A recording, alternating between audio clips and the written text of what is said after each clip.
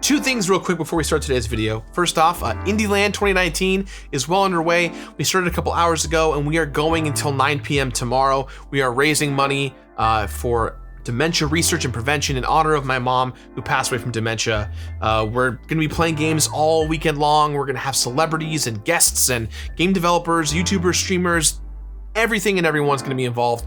Please join us. It's free to watch. Your support means anything just showing up at all, so please come join us.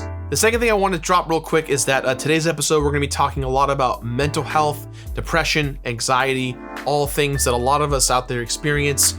If you or someone you know is struggling out there and needs support, in the description box down below, I'm going to have websites, resources, phone numbers, things like that, for any and all of you out there that need help. So that said, today, let's talk about Celeste. In the age-old argument over whether or not video games qualify as art, it's often overlooked what a varied and flexible medium they are. Some games set out with no goal beyond entertainment, just like some movies and TV shows do. But thanks to the explosion of indie games in the past decade, we've seen a huge increase in games with something to say. Games that tackle real-world issues while hopefully maintaining the balance of fun and challenging gameplay. And it's possible that no game has succeeded more at this than Celeste. A deceptively simple-looking platformer, Celeste tackles big issues like mental health head-on, without ever losing sight of its addictive precision-based gameplay. Dealing with depression and anxiety can be a frustrating uphill battle, and it'll be interesting to see if Celeste can capture that feeling while still being a fun game. Let's climb this mountain and find out together when I complete Celeste. Here comes a new challenger! Yes! Danger!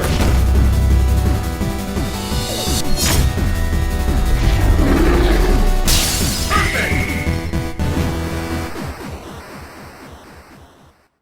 Hey everyone, and welcome to an all-new episode of The Completionist, where we don't just beat the games, we complete them. This is gonna be a special kind of episode, because Celeste is a special game. It looks at first glance like a simple retro platformer based around trial and error, but the old school aesthetic and platforming antics are all in service of a more thoughtful metaphor about depression and anxiety, which isn't to say that Celeste isn't fun, because it is, but that it's not only about fun. And because Celeste treats its topics so seriously, I want to treat them seriously too, which is why I've decided to restructure this episode just a little. Originally, I was going to have this silly bit about Frasier being my therapist, but I feel like Celeste deserves better than that. I see. Can you please just tell me how you feel about that? How does that make you feel? No, Frasier, I said we're cutting the bit. We're not doing it. I want to take it seriously. You're not my therapist. Interesting. Okay. I'm sorry about that, guys. We'll start taking things seriously right now.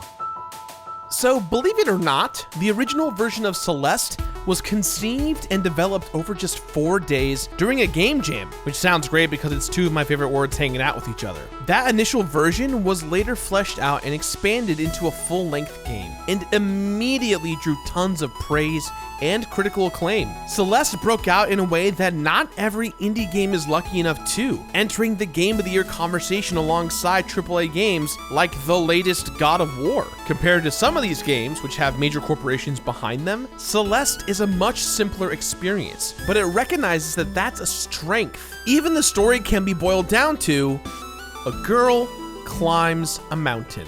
But within that one sentence description, there's all kinds of nuance. Madeline, the star of Celeste, is confronted not just with climbing to the peak of Celeste Mountain, but also with the dark past of herself that manifests as an evil doppelganger, intent on keeping her from reaching the very top. Along the way, she'll encounter some unusual characters like a fellow traveler named Theo, a spooky hotel owner named Mr. Oshiro, and a mysterious old woman that seems to know a lot about the mountain and its many deadly obstacles. And those obstacles are plentiful. Each of the game's 8 main regions has its own mechanics and techniques, but it's all built around a few simple mechanics: jumping, climbing, and dashing. When you execute a dash, your hair changes color, which means you can't dash again until you either touch the ground or certain stage-specific objects. You can dash in 8 different directions, but there's no room for error, and you're likely to die over and over again on each screen. And that's okay. Celeste is all about trial and error, and all death does is set you back to the beginning of that specific screen. So ideally, you'll get a little bit better at each platforming puzzle after each attempt, until eventually you've conquered it. Some of this is really hard, so I'll just have to throw myself at the wall over and over again until I eventually leave a completionist-shaped hole in it. And although I know I can beat Celeste's story, there are some challenges in the later stages of this game that I'm pretty worried about. There are the B sides and C sides, which are increasingly difficult versions of each level, and a whole bunch of strawberries to find and collect. But at the end of the day, it's the golden strawberries which require deathless runs of levels that have me shaking in my boots. But you can't climb a mountain without patience. You can't conquer a summit without conserving energy throughout the journey. So while I will eventually have to face Celeste's challenging highs, I'm gonna have to focus on something else at the moment: the game's beautiful, thoughtful approach to storytelling.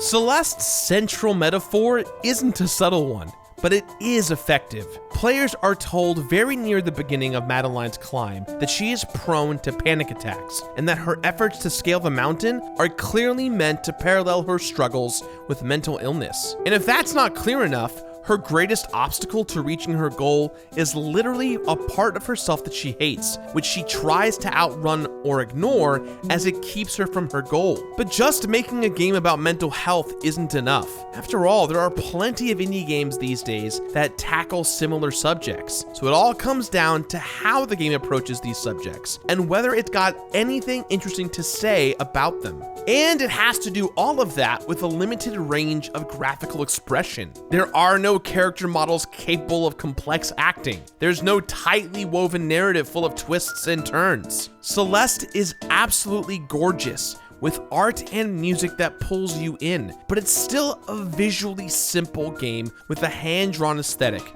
about a girl who climbs a mountain. Yet Celeste taps into some storytelling magic by taking special care of its characters. Madeline is the obvious focus of the game, but it digs into her mental health through her relationships with other characters. Theo is Madeline's companion on her journey up Celeste Mountain, and he is there to illustrate how no one can tackle their struggles in life alone. It helps to have someone supportive and kind along for the ride, and the character of Theo made me think of all the people in my life who have helped me to get where I am. There's even a really sweet moment where Theo talks Madeline through a panic attack by teaching her a breathing exercise, and it was awesome to see that friendship develop as the game went on. Theo's a total stranger at the start, but his journey becomes totally intertwined with Madeline's, and the game gives them just enough moments where they can stop and chat about their lives to lend some real weight to the relationship. And if Theo represents someone who helps us face the scary parts of ourselves, then the game's other characters stand in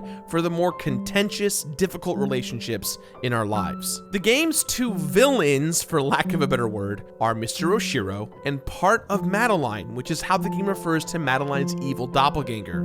Although some fans have called her Badeline, cause, you know, who doesn't love a good pun? Mr. Oshiro is a complex figure, despite appearing in only one of the game's levels. He's the proprietor of a crumbling old hotel, and he's so desperate to do his job that he completely ignores Madeline's wants. This puts Madeline in a position where she's stuck putting someone else's needs above her own, because she's afraid to speak up for herself. And even though Mr. Oshiro ends up freaking out, the game has a lot of sympathy for the sad old weirdo. The same is true of Madeline's doppelganger, with that relationship dominating the later parts of the game. At first, Madeline hates the negative part of herself. It's scary and mean and makes her feel like garbage. So she tries to ignore it or lock it away, and that only makes it worse. It's only when Madeline really confronts this part of herself, and she accepts it as a piece of who she is, that she stops getting in her own way, literally. This game is full of difficult gameplay and completion challenges, but I feel like it shines the brightest during its main story. The B-side and C-side versions of the levels are pretty much stripped of the story stuff, and that's fine. But none of it matches the emotional experience of playing through Celeste for the very first time. It uses its simple charms to sneak up on you, and then suddenly you're crying tears of joy because a pixelated girl with pink hair climbed a mountain, and she's just so brave, and it honestly makes you feel like that if she can do it, then so can you. Look, lots of indie games aim right for the emotions, and Celeste isn't the first indie title to make me cry. It's also not the first video game about mental health, or even the first to use a mountain as a metaphor for one's personal struggles. But that doesn't matter, because Celeste just knocks it right out of the park. The dialogue is thoughtful and well written, the characters are complex and interesting, and the devs made sure that every aspect of the game feels related to its themes. Now, obviously, no two people out there are going to have the exact same experience when it comes to mental illness. So there's no use in expecting a game like this to be universal. But it absolutely nails the feeling of trying to take care of your own mental and emotional health. Life is not a straight line up the mountain. The journey will have setbacks and dead ends, and some of the people you meet along the way will make your journey even harder, while others will be an invaluable source of help and inspiration. By taking a simple metaphor like climbing a mountain and applying real care to it, the guys at Matt Makes Games have really made something special here. And yes, I know what you're wondering, Fraser is still sitting just right outside the frame, pretending to be a therapist, but we're not going to show it because that would just encourage him.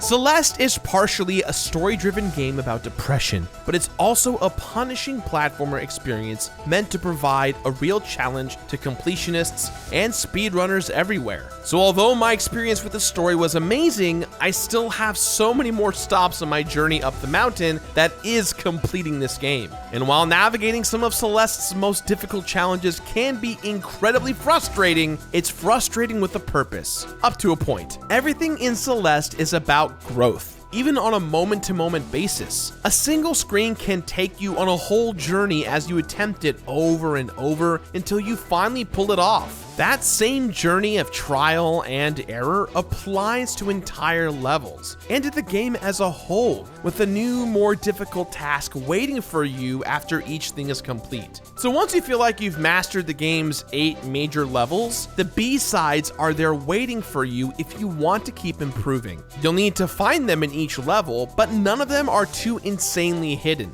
The B-sides are a considerable step up in difficulty though, and some of them had me feeling pretty defeated before I eventually got back to work and made it happen. Hey, it's almost like even outside of the story, the game's difficulty tracks with its mental health metaphor. How cool. And the game even knows that everyone is gonna have a different threshold, so it conveniently provides assist mode, which lets you slow down time or use infinite dashes if you're having too much trouble with a certain obstacle. Celeste wants you to learn and grow as the difficulty increases, but assist mode feels like a really compassionate, thoughtful thing to include. And although I didn't really use it for anything other than to mess around, just knowing that it's there makes it feel like the game cares about its players, which is great because if those B-sides weren't hard enough, the C-sides are out there waiting for the super brave travelers. But even just unlocking the C-sides is a journey. Mount Celeste has a bunch of hidden crystal hearts lying around, some of which you can find and some of which unlock upon completing the B-sides. You gotta find them all to unlock the B-side for the core, the game's last level.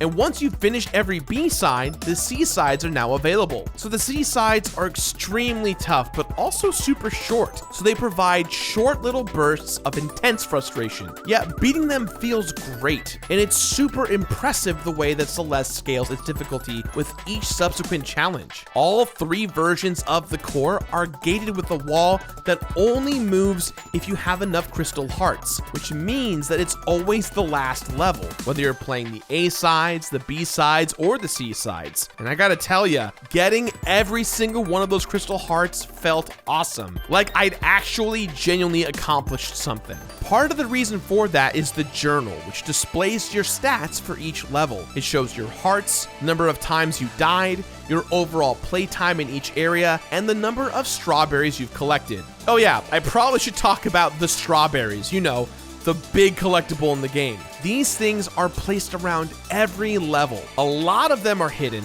and some of them require you to go out of your way or attempt a screen in a different way in order to grab them. There are even winged strawberries which fly away if you dash at all. Similar to everything else in Celeste, these strawberries are there to let you ramp up the difficulty when you're ready. My first time through each level, I'd mostly focus on the ones that I came across naturally, and then I'd go back and go full-on berry hunting later. And while there are a lot of them, by the time you're able to complete the B-sides and C-sides, none of the strawberries should be too difficult. That is until you try to get the goddamn golden strawberries. Now, I've been putting off talking about these bad boys because they are by far the hardest thing to do in the game, and they honestly tested my willingness to grow and learn. Each of the 24 levels has a golden strawberry that appears at the beginning and disappears if you die even once, which means you need to beat every single level without dying a single time. And some of these levels are long and extremely difficult. The C-sides actually weren't an issue because they were so short, but the main levels and B-sides had me ready to pull my freaking hair out. And you know what? I think it's a bummer that a game that's so smart about anxiety caused this much of it. Most of the game's other frustrations can be pushed through, but I spent over double the amount of time working on the golden strawberries than everything else in the game combined. So for the most part, Celeste's lessons about growth and patience apply to its own gameplay choices. Even in later levels, the game is great at teaching you little tricks and strategies without having to introduce new mechanics. The lesson to learn here is that you will learn to approach life's challenges using tools you already have at your disposal. That's a great lesson, and it's really a bummer that it goes out the window when you get to the golden strawberries. The golden strawberries almost broke me. Now there's one on the first level that you get for beating it without dashing, and I wish the other strawberries had taken a similar approach to this level design. But getting through some of the longer areas like the summit without dying a single time is just asking way too much. The game scales up its difficulty so expertly with each new task, but it's a huge difficulty gap between the golden strawberries and everything else. And worse than that, it feels like it goes against the game's ethos. Now, near the beginning of the game, there's a little message that tells you to be proud of your death count because it means you're learning. And I thought that was really awesome. And then all of a sudden, death becomes the enemy, and I forget all of the game's lessons because I'm too mad about dying right now near the end of a 40-minute long level. So while I appreciate that Celeste wants people to keep climbing that mountain, keep improving, and keep learning, the golden strawberries tested my willingness to do so. But everything else about the game feels hard in just the right ways. Impossible at first, and then easier and easier until you figured all of it out. It's just too bad that the golden strawberries, which are the peak of the mountain that is Celeste, that was so frustrating that it no longer felt rewarding when I finally did it.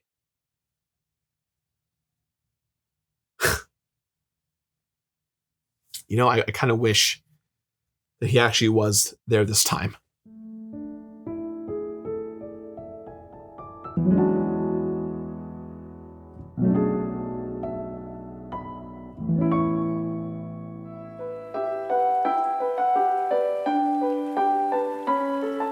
Each new item and accomplishment in Celeste gets marked down in your journal, and it's nice to see those little new stickers each time you have a breakthrough. Even getting those accursed golden strawberries gets you a little golden strawberry sticker, which is guaranteed to make me the most popular kid at school. Other than those stickers, each new feat mostly just unlocks some new harder thing for you to do. B-sides into C-sides, strawberries into golden strawberries, and crystal hearts to get you into the core of the mountain.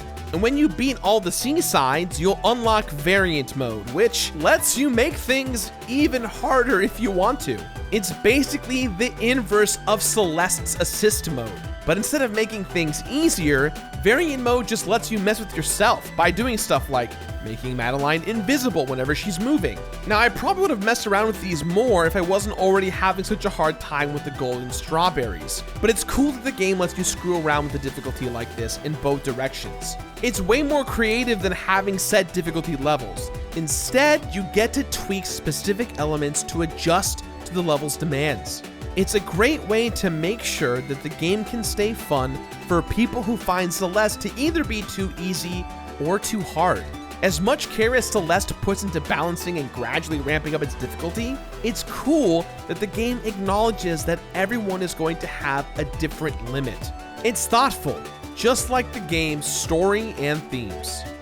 While I completed Celeste, there were 10,809 deaths, 24 crystal hearts, 200 strawberries, including the 25 golden ones that almost killed me, 125 hours of total playtime, most of which was spent on, you guessed it, the golden strawberries, and one mountain to climb, whatever the mountain may be for you.